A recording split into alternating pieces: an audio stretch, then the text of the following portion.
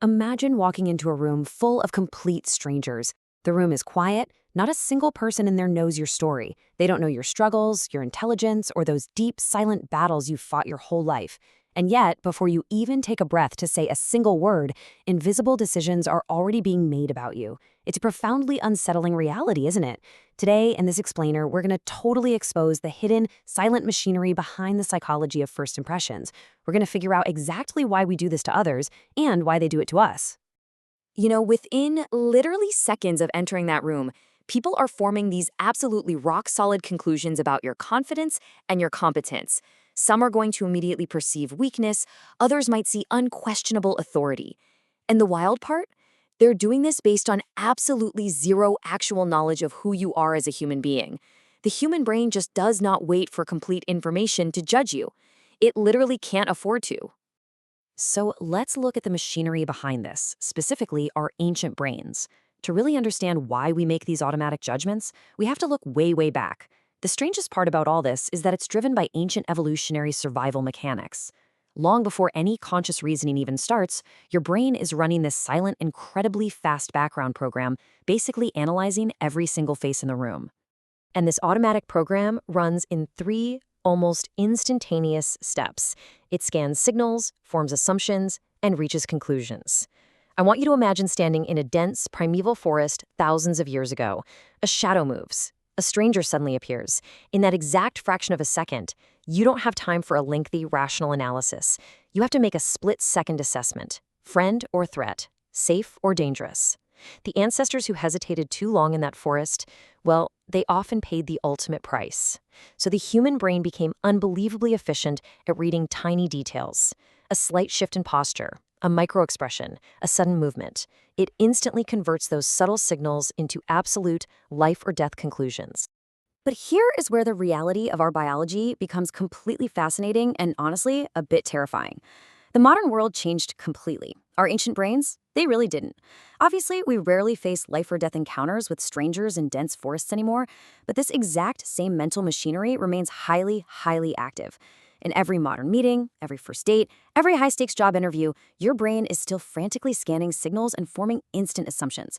It's predicting and judging before you're even consciously aware it's happening. We are essentially navigating a highly complex modern society using the raw survival hardware of a primitive world. And this evolutionary glitch brings us to a deeply uncomfortable question. When it comes down to it, do we actually value substance or just presentation? It's one of the great, quiet contradictions of human behavior, because we all desperately want to believe that we value invisible character, the deep, nuanced substance of a person. But biologically, we are hardwired to react to the mask. We react to the visible presentation. This brings us to a massive distortion in our everyday lives, what we call the confidence illusion.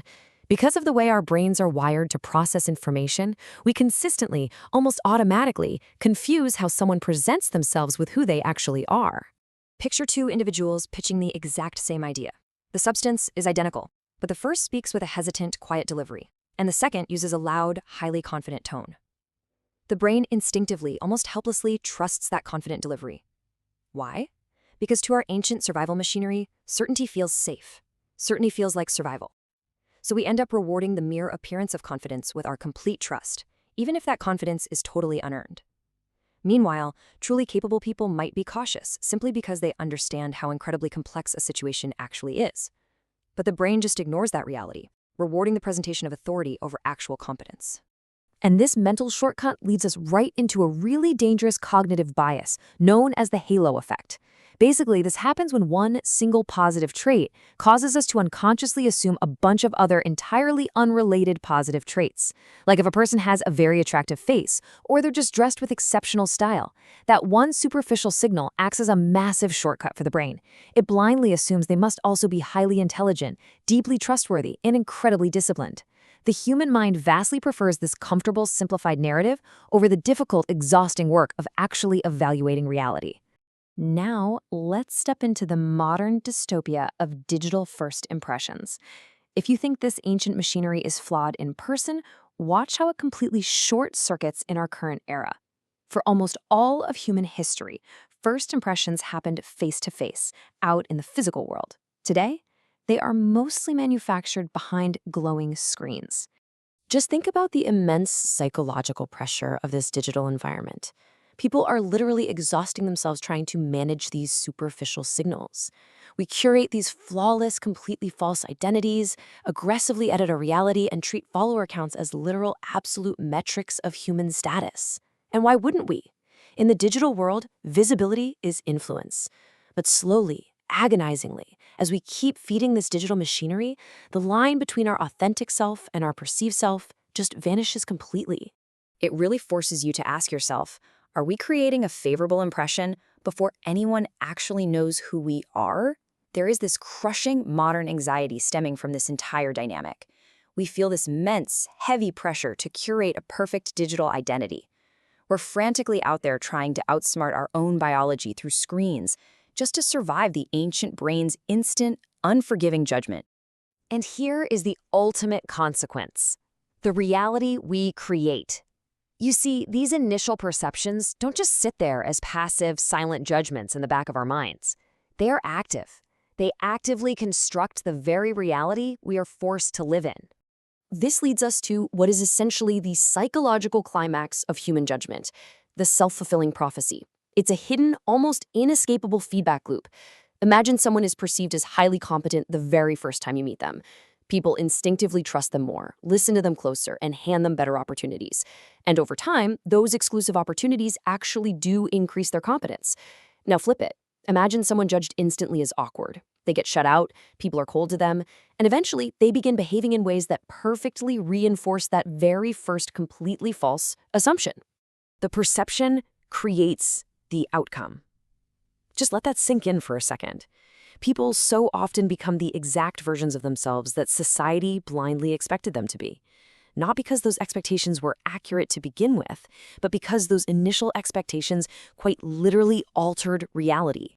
I want you to think about your own life right now. The teachers you had, your coworkers, your neighbors, the strangers you walk past every single day. How many of them do you actually know? And how many are simply ghosts, filtered purely through a survival assumption your brain made in about 3 seconds? So where is the resolution in all of this? Beneath all these clinical, deeply ingrained survival mechanics lies a really vulnerable universal longing. It's the need to be truly seen. We all share this silent, deep-seated desire to be understood accurately, not just categorized by some rapid-fire biological instinct. There's this profound idea that really captures this. Human beings contain contradictions, complexities, hidden worlds, entire emotional universes that are completely invisible to a casual observation. It's honestly a quiet tragedy that accurate understanding takes time, and time is exactly what our ancient, relentless brains refuse to allow. We almost always choose the speed of a simple story over the complex, messy reality of an actual human being. Just think of the illusions we accept as reality every single day because of this biological flaw. The highly confident presenter who secretly struggles with crippling anxiety, the physically intimidating individual carrying profound kindness, the incredibly charismatic person who is actually entirely insecure. Our initial judgments make uncertainty feel unnecessary, which ends up completely blinding us to the true emotional universes standing right in front of us. Ultimately, every human being is so much larger than the first story we tell ourselves about them. The lesson here isn't that first impressions are completely useless. Sometimes they do keep us safe. But the real lesson is that they are dangerously incomplete. We really need to cultivate what might be the rarest wisdom in modern society, the willingness to remain uncertain, the courage to just remain curious. So, I want to leave you with this final thought. Will you look beyond the first story?